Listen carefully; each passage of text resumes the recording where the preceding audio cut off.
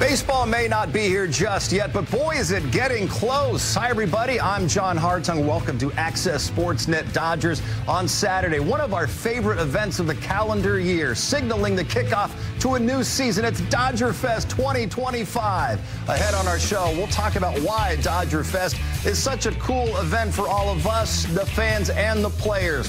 Plus, what we're looking forward to hearing from the Dodgers' deep and talented roster on their road to a possible repeat. And with spring training just around the corner, we'll discuss the biggest storylines as we head to Camelback Ranch. Are we convinced Mookie is the full-time shortstop? Teo makes the move across the outfield. And when will we see Kersh back in action? And why Dodger Stadium has become the destination for the biggest free agents in the game. Of course it is. It's a chance to win a World Series, and it's Access Sportsnet Dodgers. Welcome aboard, especially to all the new guys. The talent, the competitors, the people we were able to add to this group, it feels like this offseason, the A plans have come through.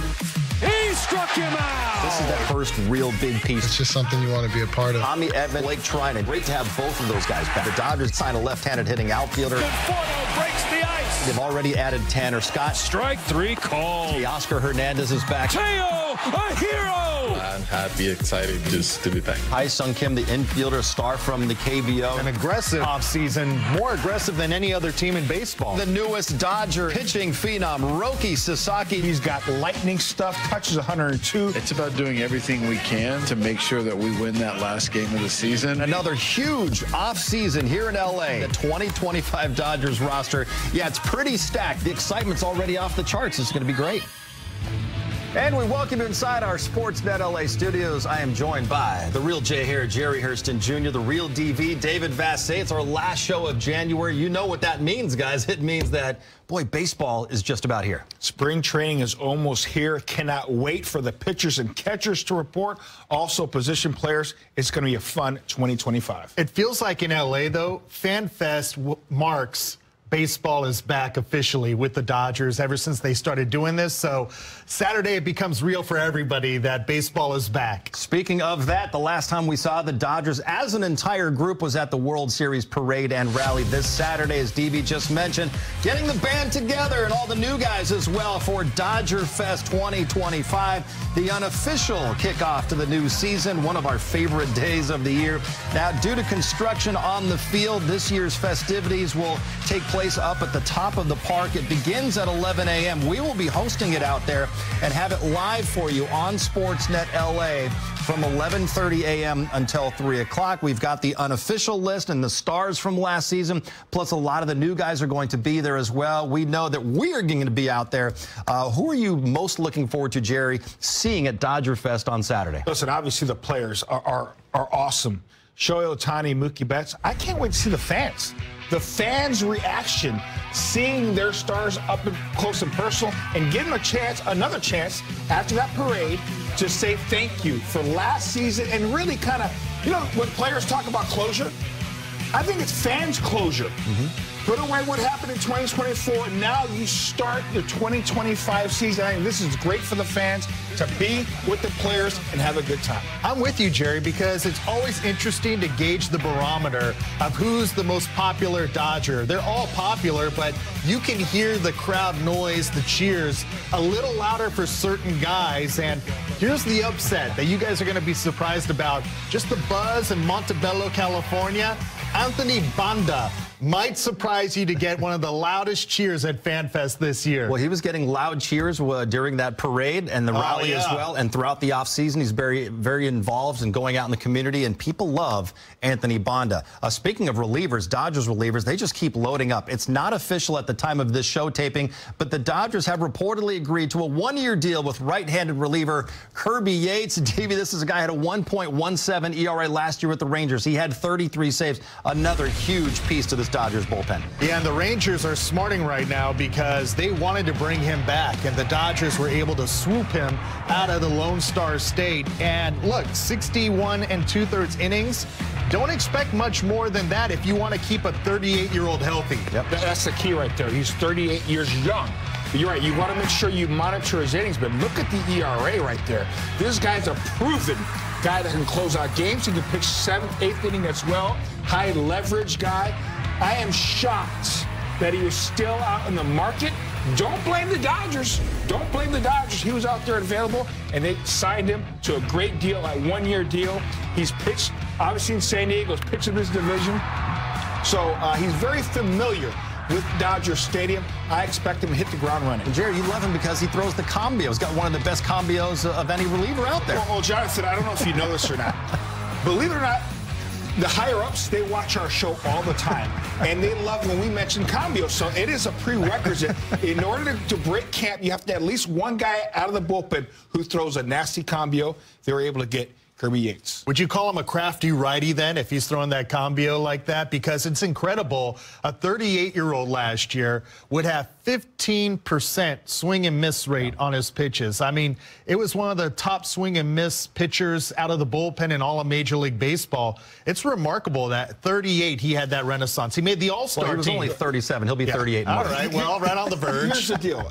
Listen, baseball will never change. Yes, velocity is cool, but we've seen guys throw 100, 101 miles an hour. If it's down the middle of the plate, they're going to get squared up. But when you change speeds and have some deception to your delivery, you can still get swing and miss. Yates does that. Speaking of guys that can throw 100, we saw it last year in the division series. The Dodgers, they add Kirby Yates along with Tanner Scott, who's going to be at Dodger Fest on Saturday. Scott signed a 4-year deal last Thursday. One of the game's best relievers last year, 1.75 ERA, 22 saves between his time with the Marlins and Padres. During his 8-year career, he's racked up 55 saves, an ERA just over 3.5. The ERA plus 125. He's averaging nearly 12 strikeouts per 9 innings pitched. And this is the first time we've had a chance, Jerry, to talk about Tanner Scott. This is a guy that you've been really pushing for the entire offseason. Another great fit for this Dodgers bullpen, especially from the left side. This is a game-changing type lefty. He runs that fastball anywhere from 97 to 100 miles an hour. He gets both righties and lefties out.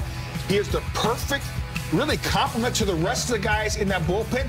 Another guy you can pitch 7th, 8th inning, but I think he's going to have a lot of save opportunities on this Dodger team. Oh, by the way, if there's one pitcher that was Shohei Ohtani's kryptonite, it was Great Scott. Well, guess what? He didn't have to worry about facing Tanner Scott because he's his teammate. This guy also is really good on TV and with his interviews. You keep on that mound, Tanner Scott. You do TV years from now. I was telling Tanner he is the Ohtani stopper because in 10 head-to-head matchups, like Jerry mentioned, Ohtani is just 1 for 9 and obviously in the postseason made his life very uncomfortable. The other part of this is what Jerry mentioned as well. You're not just going to see Tanner Scott in the 9th inning for saves. The Dodgers were very upfront with him, and he bought into the fact they are going to use him in high leverage situations, not just in the 9th inning. And looking at his delivery, guys, as I still think as a hitter, he hides the ball. That's why that 98 to 100 miles an hour, it plays like it's 102 to 105 on the hitter. You see a lot of guys in the batter's box, righty or lefty, they have that emergency hack because they're having a hard time picking up the ball. This guy is electric. Taking him from the Padres and putting him in our bullpen, huge move. Yeah, you have Tanner Scott, Kirby Yates, Blake Trinan, Evan Phillips. That's 4 guys right there who have closed games, had a lot of experience closing out games.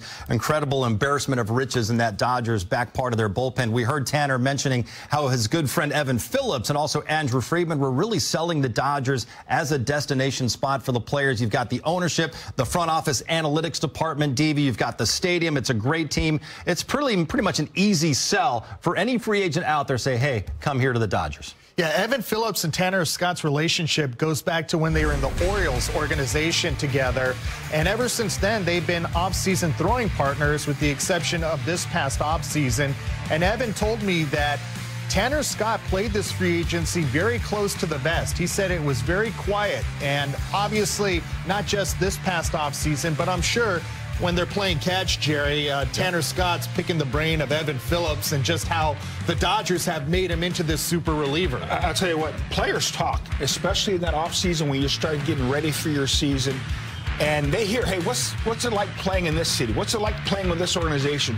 Well, obviously, word is out. For several years now, there is nothing better than the Dodgers organization. They take care of all their guys. And it starts at the very lower levels. When you take care of your younger developing players from 17, 18, 19 years of age, all along through the minor leagues, and then to the big league level. This organization does it right, and it's, listen, the word is out. I know they're going to be talking about there needs to be a salary cap. Well, I'll tell you what, if there's a salary cap in this sport, Dodgers will only get better, because if I'm going to make this amount of money and this amount of money, I'm just going to run to the Dodgers, because that is the place to be. I think not having a salary cap gives everybody a chance to compete against the Dodgers. So Dodgers, without question, is the place to be. Other teams can do what the Dodgers are doing. It's not like they don't have the money, especially we're hearing Hal Steinbrenner of the Yankees suddenly cry poor over there in the Bronx. But let's move on. Tanner Scott isn't the only new face on the roster this season. In late November, two-time Cy Young Award winner Blake Snell signed a 5-year deal. Then outfielder Michael Conforto joined the team in early December. The first week of January, Korean free agent infielder Hae-Sung Kim signed on for 3 years. Last week, Japanese sensation Roki Sasaki chose the Dodgers, and now you've got Tanner Scott inking that 4-year deal. But we're going to focus on a couple of the new guys, the two biggest ones, both of them in the starting rotation. Jerry, we have to be really excited about Roki Sasaki being in Dodger blue. Listen, Roki Sasaki has elite stuff right now. Is he a finished product? He's not. I think that is what's fun about it. He's still developing, and I really believe once he gets with our guys, whether it's our analytic department, Mark Pryor, the rest of the pitching staff, and they're going to key on his delivery, how he can get more on his fastball, be able to pinpoint that fastball, and maybe get a little sharper break on his breaking ball, because I think that's the pitch he needs to really develop, is that breaking ball. And to go along with that wipeout split, I can't wait to see him a year from now, 2 years from now, 3 years from now, because the sky really is the limit. He has all the tools. He has the makeup, the ability, and the want to be great and be one of the best pitchers in the game. One other guy I want to talk about is, and I don't know if you were influential in getting Blake Snell to sign with the Dodgers. You guys are BFFs. Everybody knows that by now. But big expectations for Blake Snell in Dodger blue. Oh, and he's ready for it, John. Don't you think he's not ready for that? Snellzilla, are you talking about the two-time Cy Young Award winner, a guy that's won it in the American League, the National League, and you want to talk about combio, Jerry? Blake Snell's undercover best pitch is his combio. Is that right? Is his changeup. What? The Dodgers believe he is going to age like fine wine because his changeup is that good. Yes, the curveball was the hardest pitch to hit out of his repertoire, but the way it plays with his fastball, his curveball, and his changeup, he is going to be the anchor of this staff, a guy that threw 180 innings for the first time. This guy is hungry and is going to make you fall in love with him. I think I'm aging all of us right now. Are you the Howard Cosell to Blake's Muhammad Ali? Because oh, yeah. That's exactly it. Get ready Saturday, a Dodger Fest. Me and Snellzilla, we're going to put on a show, baby. Okay, I look forward to that. Hey, listen, if his best pitch is this combio, that is scary stuff, because I think his best pitch is that curveball, which it's... Yeah. Want me to write it in your hand so you remember in June? No, I'll remember it. We have the tape here. Well, it wasn't maybe $1 billion offseason for the Dodgers like they had a year ago when they landed Shohei Ohtani and Yoshinobu Yamamoto, but they've still made a lot of really big moves. They get Roki Sasaki really for the bargain basement price, if you will, DV, but do you still think there's some moves out there the Dodgers want to make? I do, and it's about bringing back two guys that I believe is an automatic, starting with Clayton Kershaw. Jerry, can you believe former teammates of Kershaw's has asked me, are they really going to bring him back? Yes, but he's going to start the year on the IL, so right now the Dodgers' 40-man roster is full. Once that starts to alleviate itself with putting guys on the injured list, there'll be spots open. Also, Kike Hernandez. Last year, he didn't sign with the Dodgers until after games had already started. I would expect the same type of timeline for him to come back to the Dodgers after finding out there is no pot of gold from other teams. Well, here's the thing, too. Really, if you look at the whole entire infielder market, it's not really robust right now. Yeah. So with Kike Hernandez, he can afford to be patient, and hopefully he's patient enough, and Dodgers find a way to bring him back, because he's obviously a big-time playoff performer. Yeah. Hopefully he's back in Dodger blue, and obviously Clayton Kershaw. bring him back some kind of way because he deserves to finish his career out in Dodger blue. All right, hopefully sometime after they begin spring training, we'll have good news on both of those guys coming back to the Dodgers. Still more to come here on Access, one of the biggest rivalries in baseball, but it worked out great for the Dodgers, not so great if you're a Yankee fan. Coming up, 2025 schedule notes, and when we see that the Yankees come back to Dodger Stadium. Plus the storylines as we head to spring training, like when will we see Dodger for Life Clayton Kershaw back? A Camelback preview is coming up.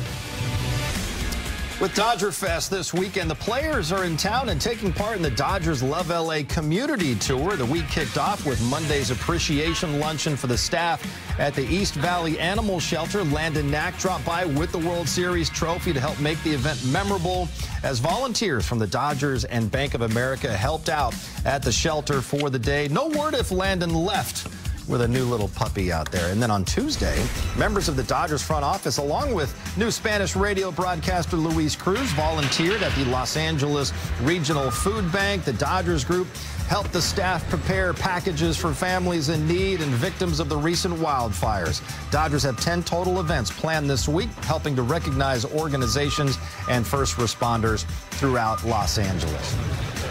Our Groundhog Day is coming up on Sunday, the day after Dodger Fest. And in the spirit of the classic Bill Murray movie, we're going to have some fun with things that might happen again, like your old high school classmate Ned Ryderson stopping by on the street corner.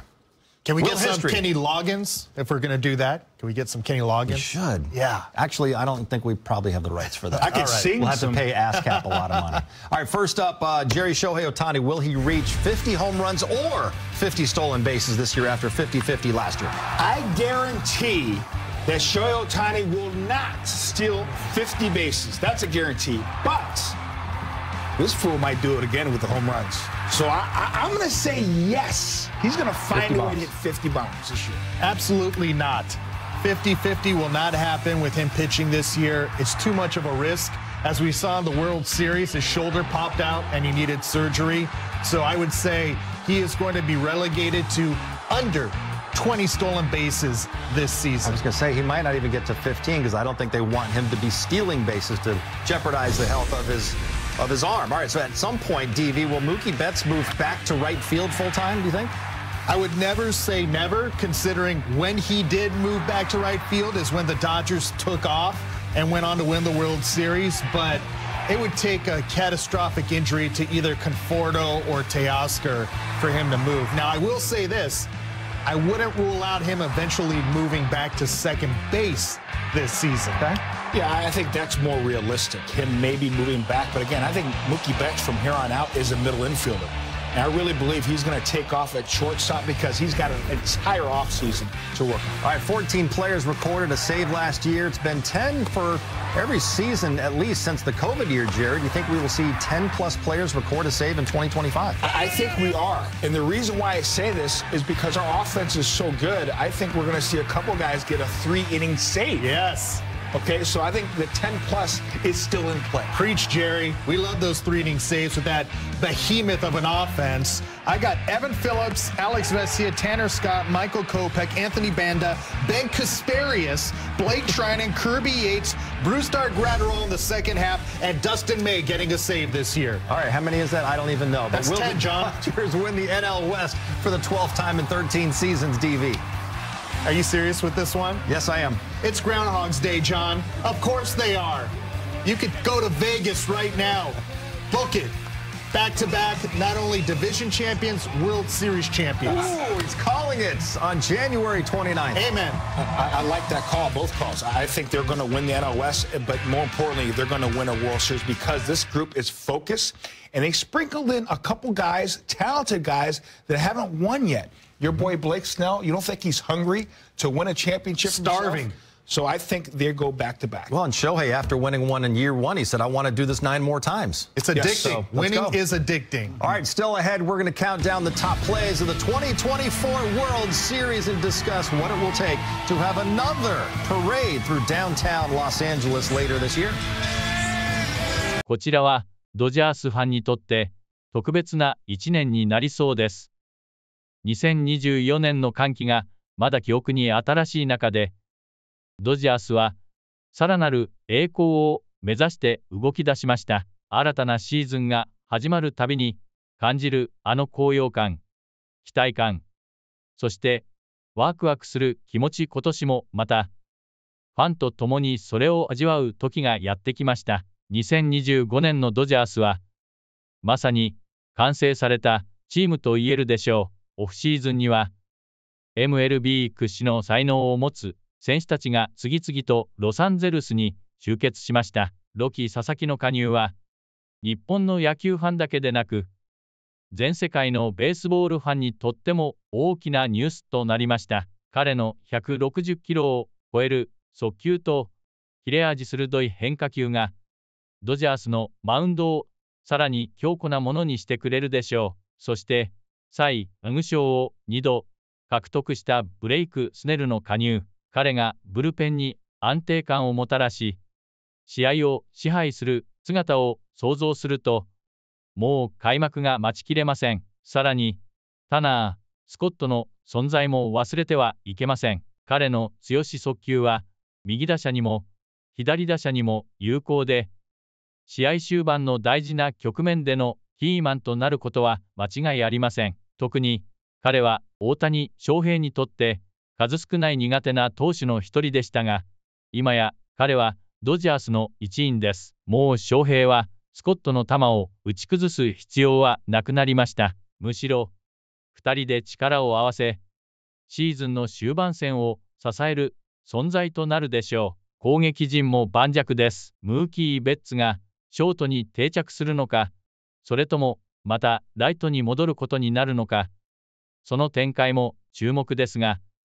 どこでプレーしようとも彼のリーダーシップと打撃力がチームの原動力であることは変わりません。そしてオスカー・ヘルナンデスが外野に加わることで攻撃力はさらに厚みを増しました。彼の一発長打は試合の流れを一瞬で変える力を持っています。そして何より昨年のワールドシリーズを制したことでチーム全体にもう一度、いやそれ以上にという強い意志が宿っているのを感じます。優勝を経験した選手たちはその味を知り再びその瞬間を求めています。新たに加わった選手たちは自分もその喜びを味わいたいという強い気持ちを持っています。この組み合わせこそが2025年のドジャースをより一層強くするのです。クレイトン・カーショーの復帰についてもファンの間では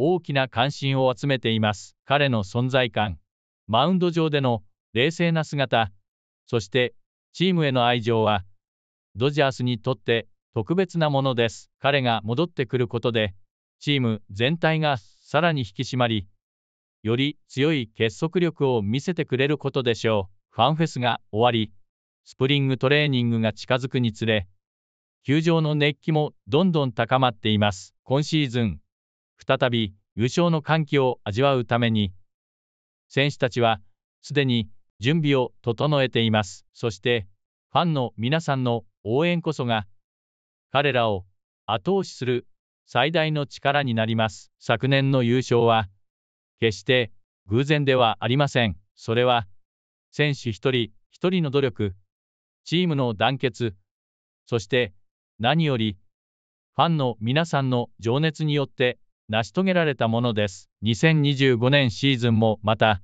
その情熱が必要です。共に戦いましょう。ドジャースと共にさらなる歴史を作り上げましょう。もしまだチャンネル登録をしていない方がいれば、ぜひ今のうちに登録してください。